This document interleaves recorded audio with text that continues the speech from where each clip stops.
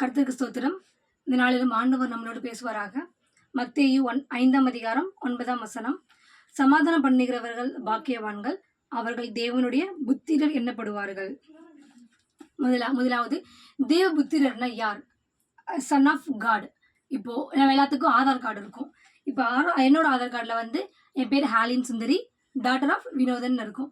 இங்கே ஆண்டவர் என்ன சொல்லியிருக்காருன்னா சன் ஆஃப் காட். அப்போ அந்த இடத்துல ஒவ்வொருத்தவங்களும் உங்கள் பேர் போட்டுக்கோங்க. இப்போ என்னோட பேர் D Halin Sundari, daughter of Jesus. உங்களை என்னை ஆண்டவர் என்ன சொல்கிறாருன்னா நீ என்னுடைய பிள்ளை அப்படின்னு சொல்லி அழைக்கிறாரு நம்மளை.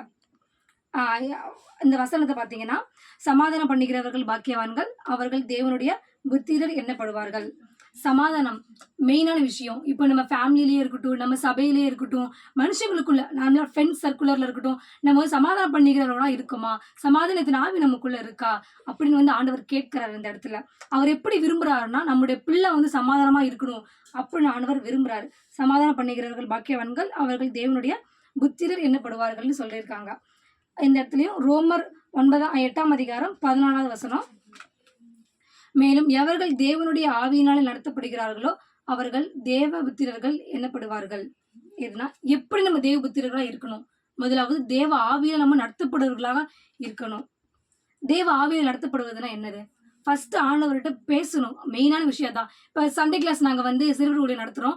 அங்கே வந்து சிறுவர் பிள்ளைங்கள்ட்ட வந்து ஜெபம்னா என்னன்னு சொல்லி கேட்பாங்க அவங்க. நாங்கள் என்ன சொல்லுவோம்னா ஆண்டவர்கிட்ட பேசுறது தான் ஜெபம் அப்படின்னு. இந்த இடத்துல வந்து நம்ம ஆண்டவரோட அதிகமாக பேசணும். மெயினான விஷயம் தான். அப்படி பேசும்போது தான் ஆண்டவர் திருப்பி நம்மள்ட்ட எப்படி பேசுவார்னா வசனத்தின் மூலியமாக பேசுவார், ஊழியக்காரர்கள் மூலியமாக பேசுவார். இது எல்லாமே ஆண்டவர் நம்மளோட பேசுறதுக்கான அறிகுறிகள்.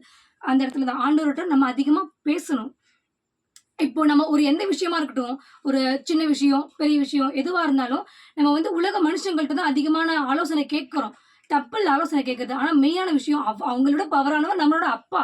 அவர்கிட்ட நம்ம எந்த விஷயத்தை கேட்டாலும் ஒரு சின்ன விஷயமா இருக்கட்டும் பெரிய விஷயமா இருக்கட்டும், எவ்வளோ கிரிட்டிக்கலான சுச்சுவேஷனாகவே இருக்கட்டும், ஆண்டவருடைய ஆவியானவர் உங்க கூட இருந்தாங்கன்னா எல்லா விஷயமுமே ஈஸியாகவும் இருக்கும், சக்ஸஸாகவும் இருக்கும் நமக்கு. இந்த இடத்துல பார்த்தீங்கன்னா நம்ம வந்து உலக மனுஷங்கள்ட்ட அதிகமாக பேசுகிறோம், நிறைய ஆலோசனை கேட்குறோம். அந்த இப்போ நார்மலாக ஒரு ஹியூமனுக்கு பார்த்தீங்கன்னா, இப்போ என் ஃப்ரெண்டு வந்து என்னை விட இன்னொருத்தவங்கள்ட்ட அதிகமாக பேசுனா கண்டிப்பாக அந்த இடத்துல நமக்கு என்ன ஆகும்? பொசசிவ்னஸ் ஆகும். இப்போ இருக்க வாலிபர்களாட்டையும் ஹஸ்பண்ட் அண்ட் ஒய்ஃப்டே இருக்கட்டும், ஒய்ஃப் இருக்கும்போது ஹஸ்பண்ட் வந்து மற்றவங்கள்ட்ட பேசினா கண்டிப்பாக ஒய்ஃப்க்கு பொசசிவ் ஆவாங்க. இந்த இடத்துல வந்து நம்ம அப்பா நீ என்னோட பிள்ளை, daughter of Jesus, son of ஜீசஸ்னு உங்களை அழைக்கிறார். அவர்கிட்ட பேசுறதை விட்டுட்டு நம்ம உலக மனுஷங்கள்ட்ட அதிகமாக பேசும்போது கண்டிப்பாக அந்த இடத்துல ஆண்டவர் வந்து பொசசிவ் ஆவார். அதனால நம்ம ஆண்டவருக்கு அது மாதிரி சுச்சுவேஷன் ஏற்படுத்தி கொடுக்கக்கூடாது. எந்த விஷயமா இருந்தாலும் ஆண்டவர்கிட்ட பேசி ஆண்டவர்கிட்ட கேட்டுட்டு நம்ம ஆவியோட நடத்துதல் நம்ம கூட இருந்துச்சுன்னா எந்த ஒரு விஷயம் வந்து வெற்றியாகவும் இருக்கும், நம்ம வாழ்க்கை சக்ஸஸாக இருக்கும். இந்த இடத்துல வந்து ஆண்டவர் வந்து தேவனுடைய புத்திரர்கள் எப்படி இருக்கணும்னு சொல்றாருன்னா சமாதானம் பண்ணுகிறவர்களாக இருக்கணும், சமாதானம் உள்ளவர்களாக இருக்கணும். முக்கியமான விஷயம் நம்ம ஆவியில நடத்தப்படுகிறவர்களாக இருக்க வேண்டும் என்று சொல்லி இந்த வார்த்தையை முடிக்கிறேன்.